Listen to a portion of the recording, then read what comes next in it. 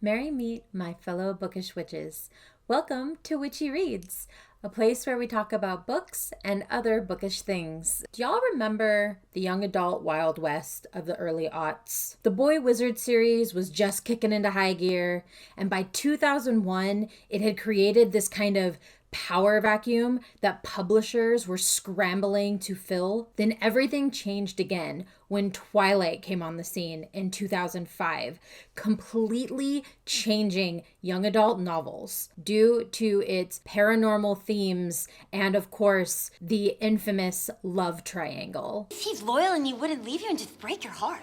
Edward left to protect Bella. Yeah, well, you should have said that instead of lying to her. He killed him to lie to her, but he had no choice. Which, in my opinion, really wasn't a love triangle, but we'll save that for another video. Spoilers. Many have stated that this is what kicked off the second golden age of the young adult genre, the definitive starting line for what the genre has raced towards, culminating in what it is today. But was Twilight really the first young adult paranormal romance? No. Not by a long shot. The Vampire Diaries by L.J. Smith were published back in 1991. That young adult series follows human high schooler Elena as she navigates a love triangle between two vampire brothers, Stefan and Damon. Seriously, get out of here. If I see something I haven't seen before, I'll throw $1 at it. I'll be more forgiving with the Vampire Diaries' use of the love triangle trope because I feel it was a little bit more of an actual triangle. Brotherly love. The fact is, The Vampire Diaries is a young adult paranormal romance that involves vampires, and yet it didn't really garner any real amount of fame until it was adapted into the hit television series in 2009, a year after the Twilight saga had completed, and teens everywhere were starving for more blood. I mean, vampire love. You see, The Vampire Diaries was kind of this not to be taken seriously mass market paperback series, so no one did. I feel that this primarily had to do with the fact that it leaned more into the cheese versus the teen angst. And this can be a huge difference when your demographic is teenagers. Teens are all about the drama, the angst of it all. Mimic some stereotypes, add some teen dilemmas to make it relatable, then just throw in a lovesick, handsome vampire, werewolf, ghost, Cthulhu creature, and you have entered the Twilight Zone. Not really, but more than likely you'll be able to sell quite a bit of books. Twilight also, in a way, already had a built-in demographic of teens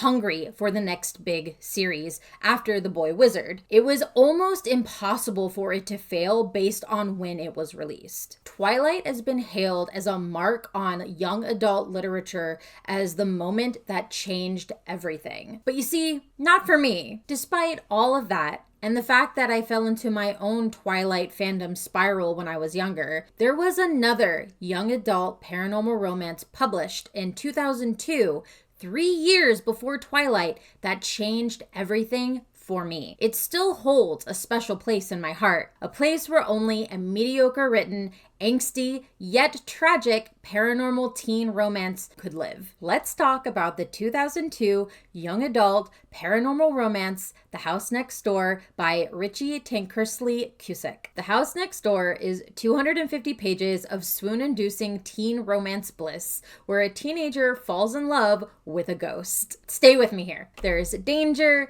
angst, an outcast teen girl, a tall, dark, and handsome love interest with a secret. It is made from that same teen-loving formula. Now, I have grown up with classic paranormal romance movies in the 80s and 90s, like High Spirits and Ghost. Be with me forever. So I could suspend disbelief for this book while simultaneously falling ridiculously head over heels for the love story. This book heavily appealed to the girly who felt misplaced out of time and that her true love was someone who had already lived and died without her. Tragic and beautiful. It's me. I'm that girly. Quick side quest. The author, Richie Tankersley Cusick, also wrote the movie novelization for the 1992 film Buffy the Vampire Slayer, which honestly can explain some of the cheesy paranormal occurrences in this novel and is possibly another reason why I love it so dang much. We meet our woman main character, Emma Donovan, and her twin brother, Charlie. They live next door to a large, abandoned, haunted farmhouse, the Farmington House. Because, of course, that's the name. For her whole life, Emma has felt a weird connection, a pull, if you will, to this house, which has caused her to fear it. We also meet Val, Emma's best friend, who also has an obvious crush on Charlie. To help facilitate this budding relationship between her best friend and her brother, Emma agrees to a bet. If she can spend a full night alone in the Farmington house, Charlie will agree to ask Val out on a date. When Charlie drops Emma off at the house, things go reasonably well at first. She then immediately plummets through the rotted wood of the porch and is knocked unconscious. She wakes up to find a handsome stranger helping her up and checking to make sure that she doesn't have any injuries. As the stranger pulls her to her feet, he implies that her receiving bodily injury from another man is a common occurrence. Now we know that this isn't true for Emma Donovan,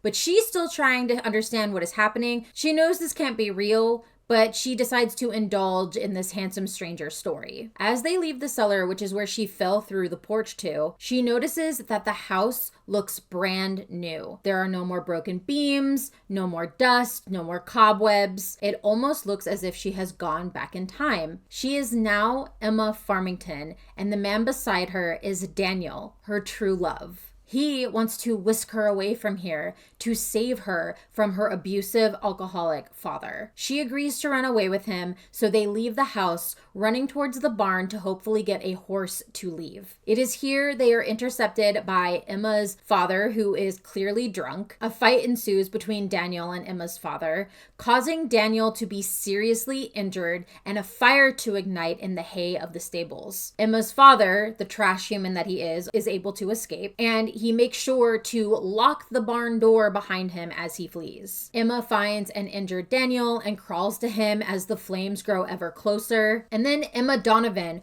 wakes up in the dark of the cellar of the Farmington house in her own time. No barn, no fire, no tall, dark, handsome Daniel. What she does find is a very worried Charlie, who eventually finds Emma wandering around the house looking for an exit. Now, the remainder of the story is basically about Emma, Charlie, and Val looking for answers to the mystery of the Farmington house. Why did Emma have that premonition? What is her connection to this house? And the big question, why does Daniel seem to want to take her? Thankfully, as the story goes on, Emma has a few more premonitions that fill in the gaps to the story. During this process, Emma Donovan sincerely begins to fall in love with Daniel. On the sidelines, Charlie and Val also start to get a little cozy as well. They eventually come up with a theory that one of them must have survived the fire, either Daniel or Emma Farmington, but which one survived? Emma Donovan believes that Emma Farmington survived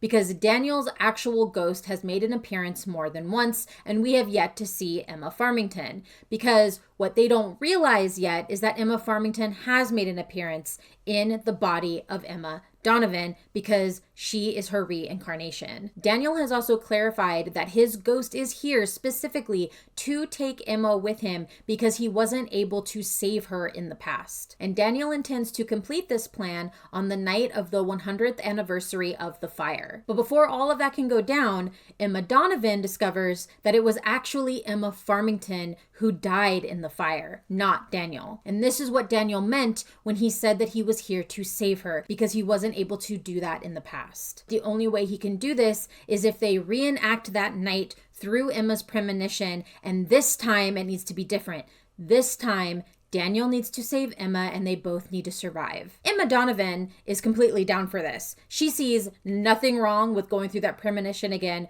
with the potential that she may die. Charlie and Val, of course, being people who love Emma, don't want her cosplaying as a ghost. But because of teen angst, hijinks ensue. And ultimately, Emma Donovan ends up alone at the Farmington house on the day of the anniversary. The entire night plays out as it did before, only this time, Emma Farmington stays alive long enough for Daniel to find her and for her to tell him that it wasn't his fault, that everything is okay, and he needs to let her go now. This manages to put his spirit to rest, Emma is able to leave the premonition unharmed, although she does wake up to the Farmington house engulfed in flames, but she is outside, not inside. Charlie and Val become a couple, and Emma ends up alone. And that is the book.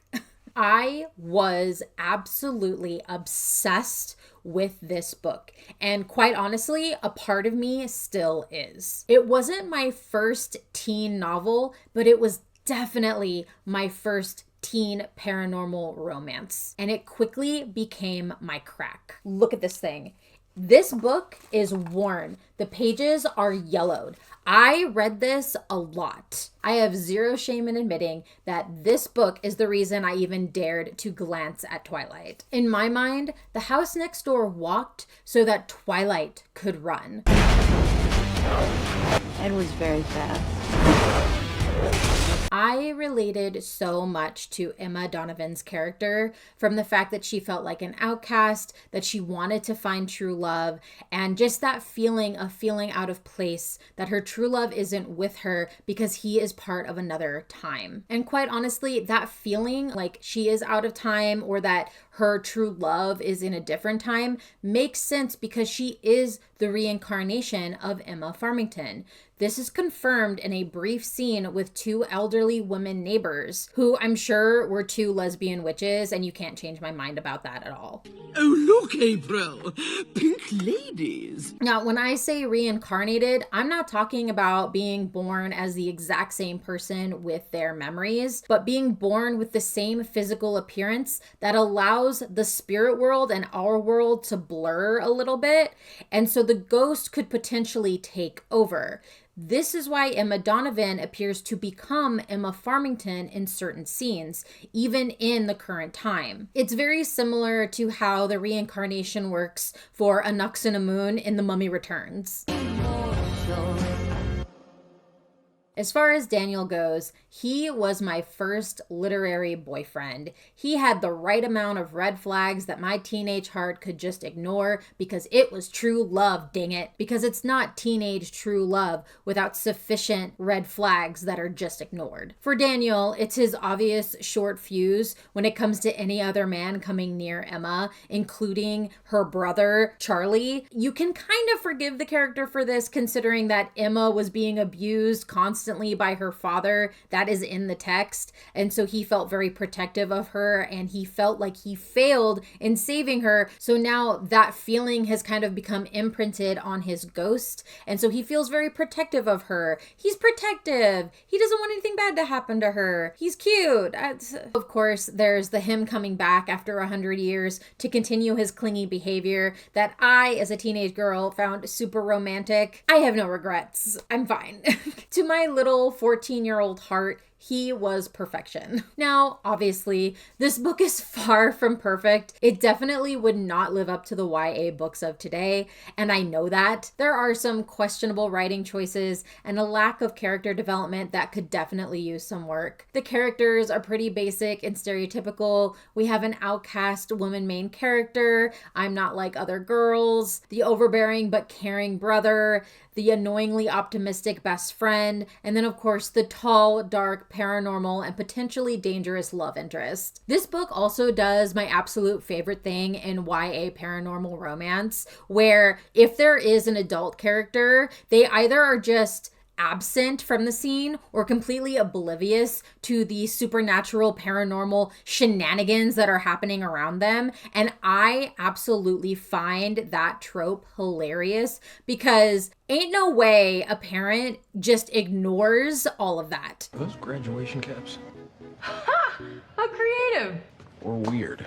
Of course, this book at least was a little bit smart with that trope. The excuse is Emma and Charlie are raised by their single mother who works nights. She's not home during the night, which a lot of the times when they're in the Farmington house, that is when that is occurring. So she's not there. So at least the book is aware and the author was aware, and so is like, how do I make sure there's not an adult in this picture? Night job. I got it. And it works out perfectly. When the mom is there, she's sleeping during the day. As far as Val goes, I'm pretty sure her parents just assume, oh, she's at Emma's house. Nothing's really mentioned about them. It really doesn't need to be mentioned for the story. You can just surmise that that is probably the take that her parents have. Oh, she's at her friend's house. She's fine. To be honest, I wasn't really super invested in any of the other character relationships in the story outside of Daniel and Emma for obvious reasons. Emma is written to be the one you relate to. She is the woman main character. She is the outcast. Everyone else has someone, and the person she loves and wants is dead. This book does try to make Emma and Charlie's relationship a tad bit stronger by including the twin trope where they have the psychic powers and can feel each other. I personally do not think this is utilized well in the story, and it actually makes the character of Charlie come off as more of a jerk, considering they both know that this is a thing that they have. In the text, Charlie reacts to this constantly. They both believe in it,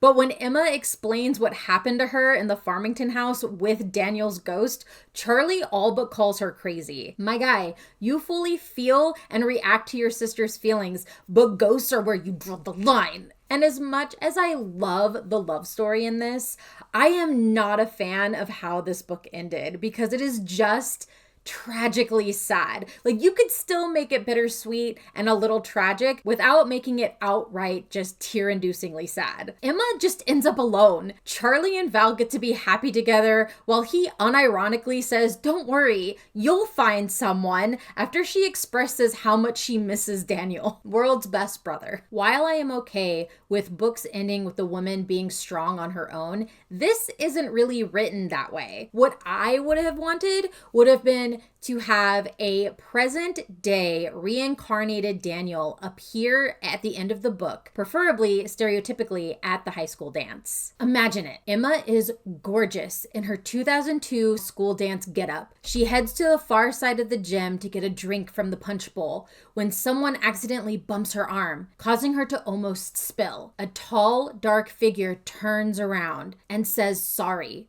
She sees his face. She knows those eyes. He asks if she's okay. She says she is. He just moved here, he says. His name is Daniel. She smiles and introduces herself. Fade to black. My tween heart would have exploded. I've actually never given this book a rating, as I read it long before I started rating books. If I were to have rated it back then, it probably most definitely would have gotten the 5-star treatment because I was an angsty teen girl who had just discovered paranormal romance. But now I can confidently say that it probably sits at a 4. I'll admit that this rating is mostly due to my emotions about the book, definitely feelings of nostalgia. At the end of the day, it isn't a horrible book. I still like it. It's not amazing by any means, but it still holds a place in my heart, and despite its flaws, it will always have a place on my bookshelf. And funnily enough, I am not the only one who feels this way. The Goodreads page for this book is hilarious because it's basically people remembering reading this as a young teen and talking about how much they loved it when they read it. I honestly can't remember how I came to own a copy of it. I think it may have been an impulse buy at Borders one year, and if that's the case, I am so glad that I bought it. I've removed many books off my bookshelf over the years, but this one will always get to stay. Will I ever reread it? I think the last time I read it was sometime in my early 20s, just because I wanted to. So that would have been over a decade ago.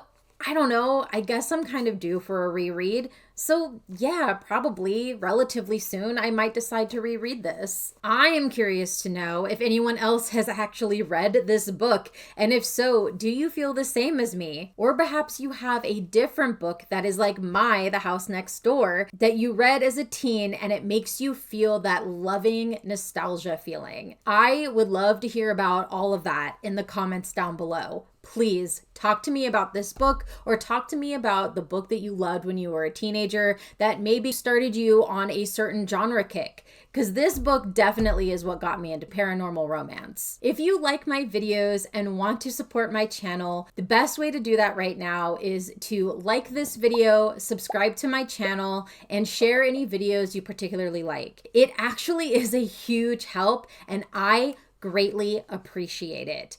And I greatly appreciate all the recent subscribers that have found my channel. I am blown away by how many people have found my channel and have decided to stick around and want to see my videos. Guys, it's amazing. I feel amazing. Thank you. Thank you so much. Thank you 100 times. You have no idea. This, started out as kind of a love project for me, and you have no idea the amount of love and support and all of that I feel from this community. It is truly one of the best decisions I have made, and I am thankful every day for the people who decide to join me here. Until our next chapter together, merry part and blessed be.